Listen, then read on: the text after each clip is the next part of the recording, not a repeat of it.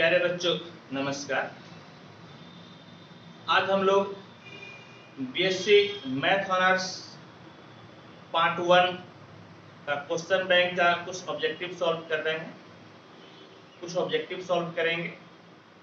और ये आपका 2019 में जो आपका TMBU करने का मतलब है तिलका मांझी भागलपुर यूनिवर्सिटी में मैथ ऑनर्स में 2019 में सेकेंड पेपर में बीएससी पार्ट 1 में जो ऑब्जेक्टिव आया हुआ था, आज उसको हम लोग सॉल्व करेंगे।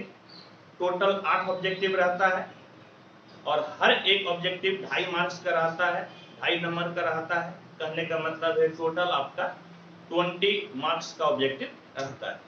और इसी 20 मार्क्स के लिए आज हम लोग इस सेशन को लाइव हुए। मैं एक क्वेश्चन यहाँ पर लिख दिया हूँ, एक ऑब्जेक्टिव में यहाँ पर लिख दिया हूँ। आइए इसको पढ़ते हैं और इसको हम लोग सॉल्व करते हैं। क्या लिखा हुआ है? The solution which contains a number of arbitrary independent constant equal to the order of the differential equation is called। इसको तोड़ तोड़ कर पढ़िएगा तब समझ में आएगा। क्या कहता है कि एक आपका डिफरेंशियल इक्वेशन, समझ गए?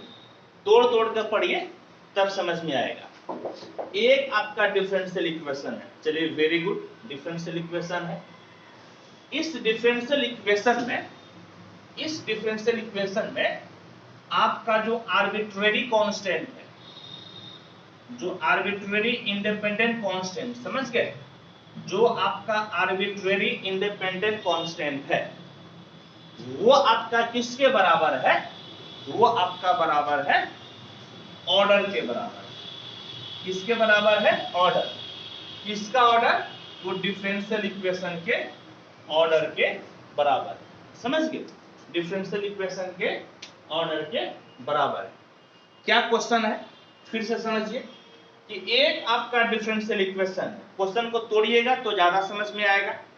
एक आपका डिफरेंशियल इक्वेशन है, इसमें arbitrary independent constant, arbitrary independent constant किसके बराबर है? तो उस डिफरेंशियल इक्वेशन का जो ऑर्डर है उसी ऑर्डर के बराबर है। तो इसको हम लोग क्या कहेंगे? समझ गए? इसको हम लोग क्या कहेंगे? तो देखिए डिफरेंशियल इक्वेशन में 3 प्रकार का सॉल्यूशन आपको मिलता है। डिफरेंशियल इक्वेशन में आपको 3 प्रकार का सॉल्यूशन मिलता है। एक जनरल सॉल्यूशन, एक पार्टिकुलर सॉल्यूशन और एक सिंगुलर सॉल्यूशन मिलता है। डिफरेंशियल इक्वेशन में आपका जो है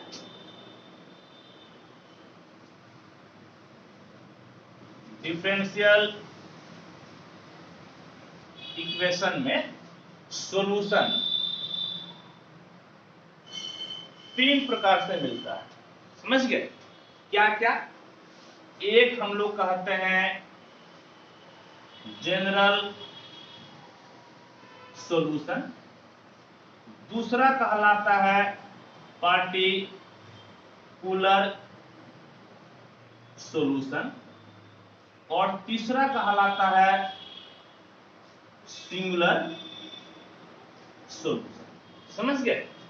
क्या क्या बोले हम कि एक आपका होता है जनरल सॉल्यूशन, एक होता है पार्टिकुलर सॉल्यूशन, एक होता है सिंगुलर सॉल्यूशन। जनरल सॉल्यूशन में क्या होता है कि जितना आपका कांस्टेंट रहेगा, आर्बिट्रेरी कांस्टेंट रहेगा, सिर्फ कांस्टेंट बोलना सही नहीं है, जितना आर्बिट्रेरी कांस्टेंट रहेगा उसी ऑर्डर का आपका डिफरेंशियल इक्वेशन होगा।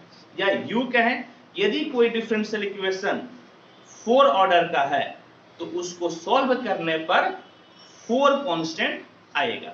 या यूं कहें, यदि 4 कांस्टेंट किसी इक्वेशन में दिया हुआ है, 4 कांस्टेंट दिया हुआ है और उससे आपको डिफरेंशियल इक्वेशन बनाना है तो 4 ऑर्डर का डिफरेंशियल इक्वेशन बनेगा। ये कहलाता है जनरल सॉल्यूशन।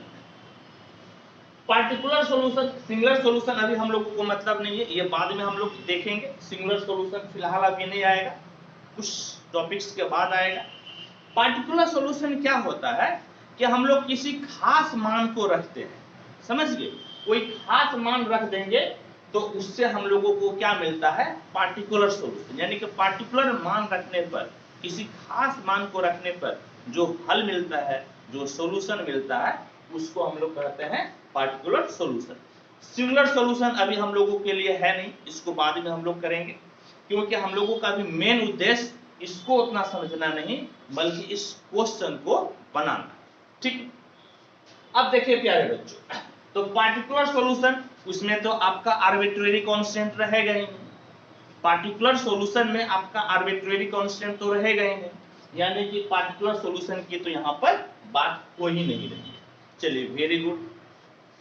जनरल सॉल्यूशन वाली बात हो रही है, आप इसको पकड़िए कि जितना डिफरेंशियल इक्वेशन का ऑर्डर है उतना ही आर्बिट्रेरी इंडिपेंडेंट कांस्टेंट है। यानी कि किसकी बात हो रही है, तो यहां पर बात हो रही है जनरल सॉल्यूशन की, समझ गए, किसकी बात हो रही है, जनरल सॉल्यूशन की बात हो रही है।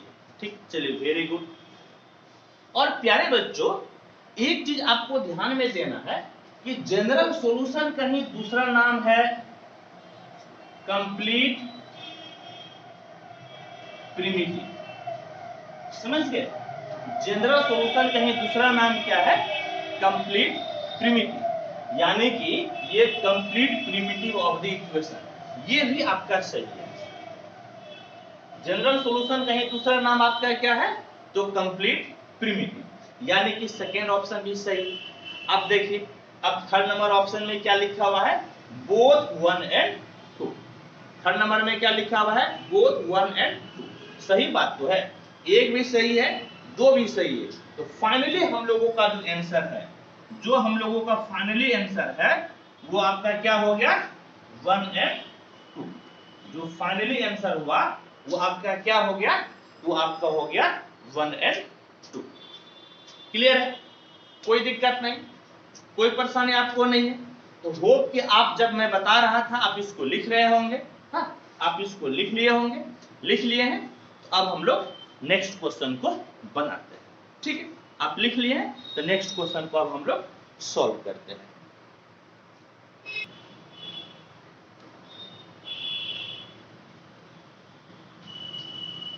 देखिए, अब हम लोग सेकेंड नंबर क्वेश्चन को पढ़ते हैं। क्या कहता है कि द इंटीग्रेटिंग फैक्टर, आप लिखते भी जाइएगा, समझ गए, the integrating factor of linear differential equation dx by dy plus px equal to q is. यहां पर ध्यान दीजिएगा बच्चों, जो आपका क्वेश्चन बैंक है ना, उसमें यहां पर p dy लिख दिया है, इस जगह पे p dy लिख दिया है, आपको सुधार कर p dx लिख देना। ठीक है, वो प्रिंटिंग मिस्टेक है, आप उसको सुधार लीजिएगा।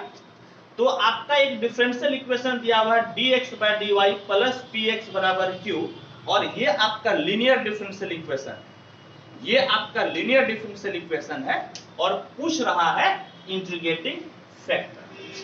समझ गए, क्या पूछ रहा है, तो पूछ रहा है इंटीग्रेटिंग फैक्टर। तो आइए हम लोग इसको बनाते हैं। सबसे पहले देखिए कि linear differential equation, linear differential equation किस फॉर्मेट का होता है, ये होता है dy by dx plus py बराबर q, जहां पर p और q ये जो है या तो कांस्टेंट होगा या फंक्शन ऑफ x होगा। fn का मतलब हो गया फंक्शन, pq या तो आपका कांस्टेंट होगा या फंक्शन ऑफ x होगा। तब इस केस में इंटीग्रेटिंग फैक्टर बराबर e पे पावर p dx हो जाता है, समझ लो, इंटीग्रेटिंग फैक्टर बराबर e पे पावर p dx हो जाता है। एक दूसरा भी फॉर्मेट होता है, दूसरा फॉर्मेट है आपका इस तरह से dx by dy plus px बराबर q, और यहां जो है pq ये या तो कांस्टेंट होगा या फंक्शन ऑफ y होगा, या तो कांस्टेंट होगा या फिर फंक्शन ऑफ y होगा। और इस केस में इंटीग्रेटिंग फैक्टर बराबर e पे पावर p dy हो जाएगा। समझ गए? इंटीग्रेटिंग फैक्टर क्या हो जाएगा? e पे पावर p dy। अब देख लीजिए ऑप्शन कौन सा है, e पे पावर p dy। समझ गए? यानी कि ऑप्शन नंबर आपका हो गया थर्ड। ऑप्शन नंबर आपका हो गया थर्ड। ठीक है, कोई दिक्कत नहीं, कोई परेशानी नहीं। यदि दिक्कत परेशानी नहीं है तो आप इसको नोट कीजिए और फिर हम लोग नेक्स्ट क्वेश्चन को बनाते हैं।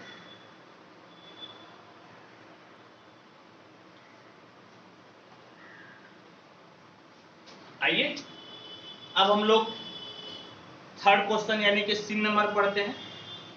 क्या है? कहता है कि ए वेक्टर भी is called irrotational if grad v equal to 0, divergence v equal to 0, curl v equal to 0 और नन ऑफ दिस। समझ गए? तो बाबू देखिए, कोई वेक्टर आपका इरोटेशनल तभी कहलाएगा, कोई वेक्टर आपका इरोटेशनल तभी कहलाएगा जब उसका कर्ल कितना हो? 0 हो जाए। समझ गए? तभी कोई वेक्टर आपका इरोटेशनल कहलाएगा जब उसका कर्ल कितना हो जाए? तो कर्ल हो जाए 0। यानी कि ऑप्शन नंबर आपका थर्ड हो गया आंसर। समझ गए? ऑप्शन नंबर थर्ड आपका हो गया आंसर। ठीक, ऑप्शन नंबर थर्ड आपका हो गया आंसर। और अब देखिए यहां पर आपका स्केलर ट्रिपल प्रोडक्ट दिया हुआ है क्वेश्चन नंबर डी में, यानी कि फोर्थ नंबर क्वेश्चन में आपका क्या है? स्केलर ट्रिपल प्रोडक्ट आपका दिया हुआ है। कहता है कि ये किसके बराबर? तो स्केलर ट्रिपल प्रोडक्ट जो है ना, ये आपका होता है ए बी सी बराबर आपका ए क्रॉस बी डॉट सी या ए डॉट बी क्रॉस सी। इस प्रकार से हम लोग इसको लिख सकते हैं। समझ गए? ये स्केलर ट्रिपल प्रोडक्ट लिखने का तरीका है। और इसमें से कोई भी दो बराबर हो, तीन की तो बात ही छोड़िए, इसमें से कोई भी दो बराबर हो जाए, ऐसे केस में स्केलर ट्रिपल प्रोडक्ट का वैल्यू हो जाता है 0। समझ गए? स्केलर ट्रिपल प्रोडक्ट का वैल्यू क्या हो जाता है? 0। मान लीजिए क्या, आप पुट कीजिए, put vector b equal to vector a। Vector b के जगह पे आप क्या ले लिए? Vector a। तो क्या हो जाएगा बाबू? देखिएगा तो a c बराबर, मैं इस पे पुट कर रहा हूं, मैं यहां पर पुट कर रहा हूं a क्रॉस a डॉट कितना हो गया? c। a cross a dot आपका हो गया c। और क्रॉस प्रोडक्ट में किसी वेक्टर का उसी वेक्टर से क्रॉस प्रोडक्ट लीजिएगा, ये आपका 0 वेक्टर हो जाता है। यानी कि ये आपका हो गया 0 डॉट सी। समझ गए? 0 डॉट सी। और हम लोग एक चीज जानते हैं कि 0 वेक्टर के साथ यदि आप डॉट प्रोडक्ट लेते हैं या 0 वेक्टर के साथ आप क्रॉस प्रोडक्ट लेते हैं, दोनों ही केस में आपका चूंकि 0 वेक्टर अनडिफाइंड होता है, उसकी डायरेक्शन अनडिफाइंड होती है। समझ गए? उसकी डायरेक्शन आर्बिट्रेरी होती है। तो ऐसे केस में हम लोग इसको 0 से डिफाइन करते हैं। यदि क्रॉस प्रोडक्ट रहेगा तो 0 मिलेगा क्रॉस प्रोडक्ट में, और यदि डॉट प्रोडक्ट रहेगा स्केलर क्वांटिटी आपको मिलेगा 0। समझ गए? स्केलर क्वांटिटी क्या मिलेगा? 0। सिर्फ दो बराबर हो तो 0 हो जाएगा, और यदि तीनों बराबर हो तो और बड़का 0 हो जाएगा। समझ गए? और बड़का 0 का मतलब आपका ऑप्शन नंबर 1। ठीक है, आपका ऑप्शन नंबर हो गया 1। चलिए ठीक है, इसको फटाफट आप नोट कर लीजिए।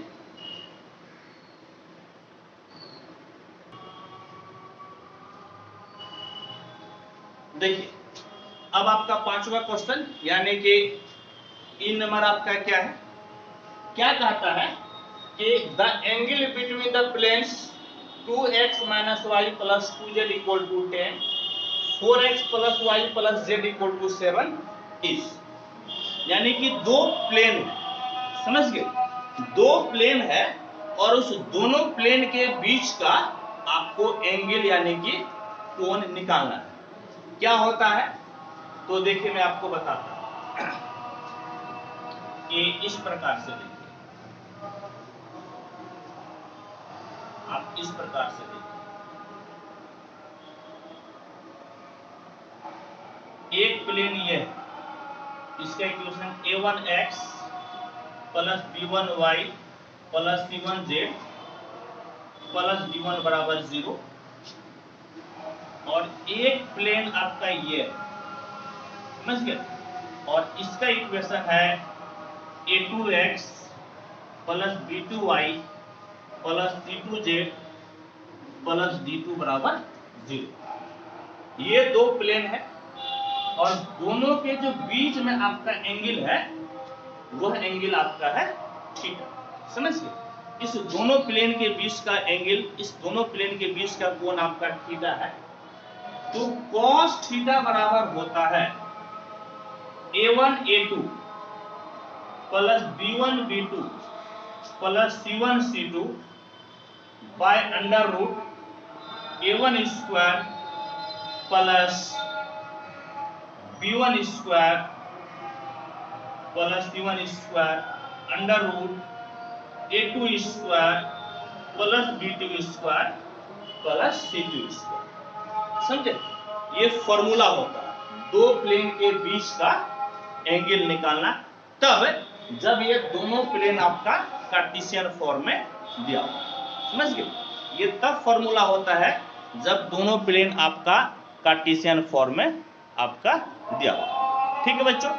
तो अब जाइए, अब आइए cos थीटा बराबर बाबू आपका कितना हो जाएगा cos थीटा, देखिए तो यहां पर पहला प्लेन आपका कितना है 2x, समझ गए। यहां पर मैं लिख देता हूं, प्लेन आपका क्या है 2x - y + 2z - 10 = 0, और ये भाई साहब आपका है 4x + y + z - 7 = 0।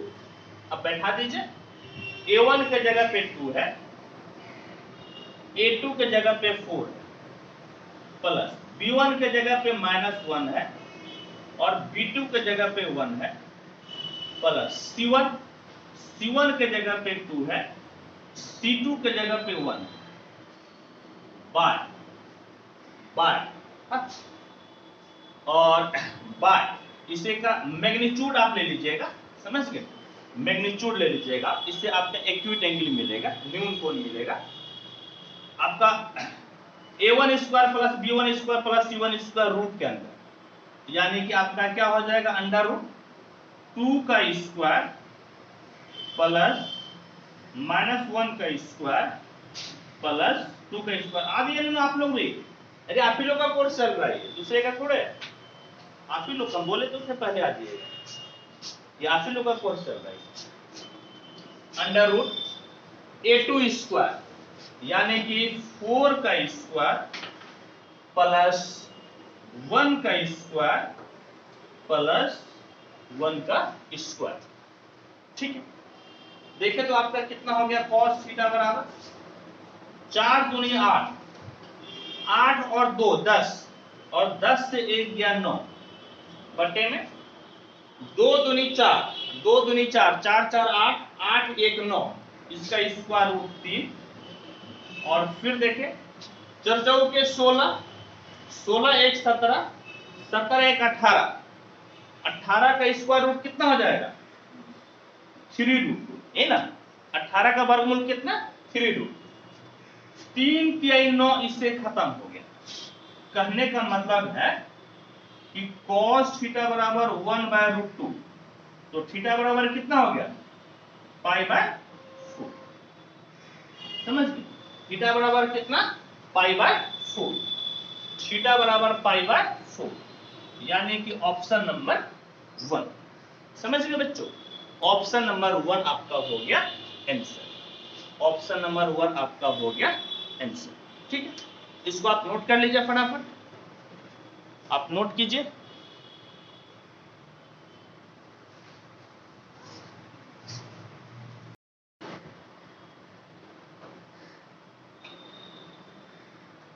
देखिए नेक्स्ट क्वेश्चन, यानी कि छठा क्वेश्चन क्या है कि integration 0 to pi by 2 log 10x dx बराबर क्या होगा। Integration 0 to pi by 2 log 10x dx। आइए इसको सॉल्व करते हैं। सॉल्यूशन I बराबर integration 0 to pi by 2 log 10x dx होगा।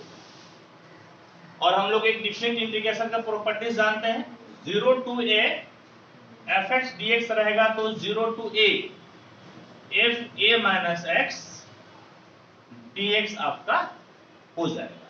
समझ गए, ये आपका डिफरेंट इंटीग्रेशन का प्रॉपर्टीज है। तो I बराबर प्यारे बच्चों क्या लिख सकते हैं, integration 0 to pi by 2 log 10x, x को क्या है कि अपर लिमिट में से घटा दीजिए। अपर लिमिट यहां पर पाई बाय 2 है, तो पाई बाय 2 से x को आप घटा दीजिए, यानी कि I बराबर integration 0 to pi by 2 log 10 90 degree minus x बराबर cot x होता है। ये आपका हो गया cot x dx। इसको 2 मान लीजिए और ऊपर वाले को 1 मान लीजिए, और अब 1 और 2 को जोड़ दीजिए, तो I प्लस I बराबर क्या हो जाएगा, integration 0 to pi by 2 log 10x plus log cot x। इस दोनों को ही हम लोग एक ही इंटीग्रल में रख लिए। एक फॉर्मूला आपका क्या होता है, log m इंटू n बराबर log m plus log n। इसी फॉर्मूला को आप अप्लाई कीजिए, तो 2i बराबर हो गया integration 0 to pi by 2 log, ये दोनों इंटू में हो जाएगा, यानी कि 10x इंटू कितना cot x और साथ में dx। समझिए, साथ में आपका क्या हो गया dx। और प्यारे बच्चों हम लोग एक बात जानते हैं, क्या जानते हैं कि log, हाँ log छोड़िए, 10x इंटू cot x बराबर क्या होता है 1, 10x इंटू cot x बराबर क्या होता है 1 dx। और एक बात हम लोग ये भी जानते हैं कि log 1 का वैल्यू क्या हो जाता है 0, log 1 का वैल्यू क्या हो जाता है 0, यानी कि ये कंप्लीट आपका 0 हो गया। कहने का मतलब है कि इंटीग्रल आपको क्या मिला, इंटीग्रल आपको मिल गया 0, इंटीग्रल मिल गया 0, यानी कि आपका जो ऑप्शन है वो ऑप्शन क्या हो जाएगा, वो ऑप्शन आपका हो जाएगा 4 नंबर, यानी कि नन ऑफ दिस। समझ गए, ऑप्शन आपका क्या हो जाएगा 4 नंबर, यानी कि नन ऑफ दिस। ठीक, इसको नोट कर लीजिए आप।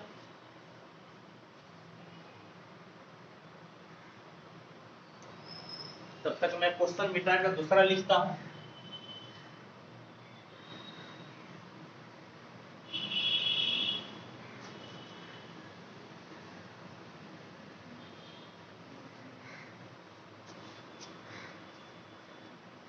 जी नंबर आपका क्या है, ए point moves so that the sum of the squares of its distance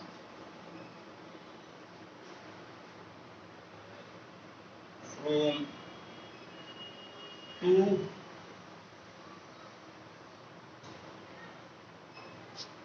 intersecting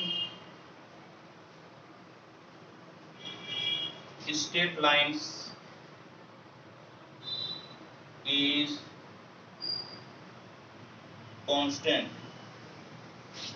then its locus is number 1 and ellipse, number 2 a hyperbola, number 3 parabola, number 4 null, number 4 नल। ठीक है, ऐसा बच्चों कि मैं इसको मिटाकर एक और क्वेश्चन को लिख देता हूं। देखिए बच्चों, अब आपके सामने 2 क्वेश्चन है और यही आपका ये 7 नंबर, ये 8 नंबर 8 ऑब्जेक्टिव पूछता ही है, तो 7 और 8 में एक साथ लिख दिया हूं और इसको हम लोग सॉल्व करते हैं। पहले 7 नंबर यानी कि जी नंबर हम लोग सॉल्व करते हैं, पढ़ते हैं और कोशिश करते हैं समझने का। A point moves so that the sum of the squares of its distance from two intersecting straight line is constant, then its locus is। हाँ, क्या कहता है? एक पॉइंट, एक बिंदु इस प्रकार से मूव कर रहा है, एक पॉइंट इस प्रकार से मूव कर रहा है कि the sum of the square of its distance, यानी कि उसका दूरी, हाँ, तो वर्ग from two intersecting straight line, दो आपका लाइन इंटरसेक्ट कर रहा है, उससे आपका क्या कहता है? कांस्टेंट है। देन इट्स लोकस इज, यानी कि उसका पाथ क्या है, उसका रास्ता क्या है। तो बाबू ये आपका एक डेफिनेशन होता है, समझ गए? ये इलिप्स का एक डेफिनेशन है। इलिप्स को हम लोग कई प्रकार से डिफाइन कर सकते हैं, समझ गए? इलिप्स को हम लोग कई प्रकार से डिफाइन कर सकते हैं, जिसमें एक ये भी आपका डेफिनेशन होता है, यानी कि इसका आंसर क्या हो गया? तो इसका आंसर हो गया इलिप्स, समझ गए? आंसर हो गया प्यारे बच्चों इलिप्स। ठीक है, अब देखिए नेक्स्ट क्या कहता है? कहता है कि if the length of the shortest distance is 0 then the lines are, यानी कि दो लाइन, समझ गए? दो लाइन है और उसके बीच का जो शॉर्टेस्ट डिस्टेंस है, जो न्यूनतम दूरी है, वह आपका 0 है, तो वह लाइन क्या होगा? पहला ऑप्शन है पैरेलल, दूसरा है कोप्लेनर, तीसरा है कोइंसिडेंट और चौथा है नन ऑफ दिस। तो प्यारे बच्चों एक चीज आपको ध्यान में रहे कि जब शॉर्टेस्ट डिस्टेंस, न्यूनतम दूरी 0 हो जाता है, जब शॉर्टेस्ट डिस्टेंस यानी कि न्यूनतम दूरी 0 हो जाता है, तो वह जो प्लेन होता है, वह प्लेन आपका कहलाता है कोप्लेनर, यानी कि हाँ एक समतलीय,